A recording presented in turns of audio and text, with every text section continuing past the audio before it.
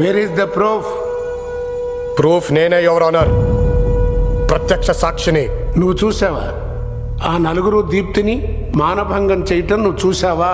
నలుగురు కాదు your honour, దీప్తిని మానభంగం చేసి చంపింది 5గురు. ఆ 5వ వాడు ఎవడో కాదు, నేనే.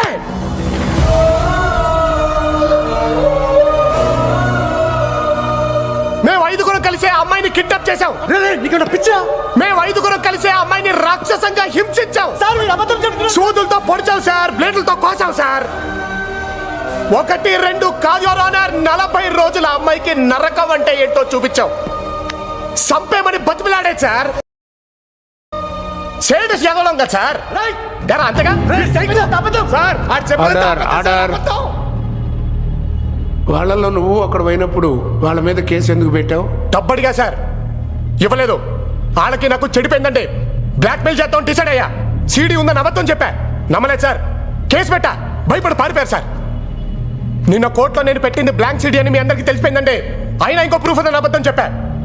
నిన్న రాత్రి నన్ను చంపించడానికి ట్రై చేశాడు సార్, రక్తాలు వచ్చేలా కొట్టించాడు సార్. చచ్చిపోయాను అనుకోని వదిలేసి వెళ్ళిపోయారు.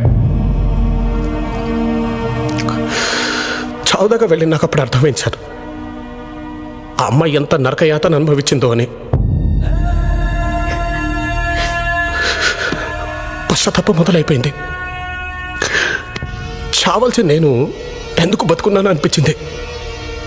ఇన్ని కోట్ల మంది జనం, దేవాలయం లాంటి కోర్టు, దేవుళ్ళ లాంటి మీరు, మీ అందరికీ నిజం చెప్పడానికి బతుకున్నాను అనిపించింది సార్. ఇప్పుడు కూడా సార్ ఈ ఎదవ కొందాం ట్రై చేశాడు సార్, బయట కోర్టు మెట్ల మీద. ఇంకా నాకు డబ్బొద్దు సార్, నాకు నిజం కావాలి. యాక్చువల్గా మేము ఆ రోజు ఎత్తుకెళ్లాల్సింది దీప్తిని కాదు సార్, మీ మనవరాలు సంధ్యని.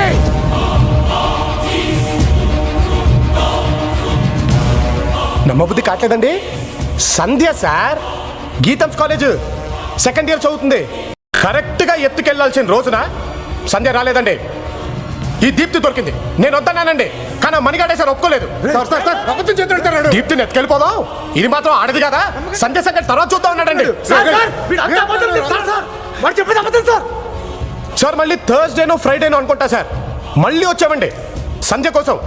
కానీ సంధ్య లేదంటండి, గుంటూరుకి వెళ్ళిందంట. మీ తమ్ముడింటికి అనుకుంటా సార్. ఇంత క్రైమ్ చేస్తుంటే మీకు భయం అనిపించలేదా? దేనికి సార్ భయం? ఏం చేస్తారు మీరు? మహా అయితే లైఫ్ వేస్తారు. ఈ కోర్టు కాకపోతే ఇంకో కోర్టు సార్, 100 సెక్షన్లు ఉన్నాయి, 100 ఫిట్టింగ్లు ఉన్నాయి సార్. ఒక అమ్మాయిని చూడగానే వెంటనే రేప్ చేయగలుగుతున్నావు సార్, మీరు వెంటనే శిక్ష చేయగలుగుతున్నారా? ఇంతెందుకు సార్, తప్పు చేసామని మేము ఒప్పేసుకుంటున్నాం. రేపో ఎల్లుండో 2 రోజుల్లో మీరు మమ్మల్ని ఉరి తీయగలుగుతారా సార్? ఆల్రెడీ ఈ కంట్రీలో ఉరి శిక్ష పడ్డ ఖైదీలు 52 మంది ఉన్నారు సార్. ఏ సంక్రాంతికో శివరాత్రికో ఒక్కొక్కరిని వేసుకుంటూ పోతే మా టోకెన్ నెంబర్ వచ్చేసరికి 25 ఏళ్ళు సార్. ఈ లోపు ఎంతమంది సంధ్యాలు, ఎంతమంది దీప్తులు సార్. సార్ అందుకే సార్ ఈ దేశం అంటే అంత ఇష్టం నాకు. ఈ కంట్రీలో ఉండే ఫ్రీడమ్ ఏ కంట్రీలో ఉంటుందో చెప్పండి సార్ మీరు.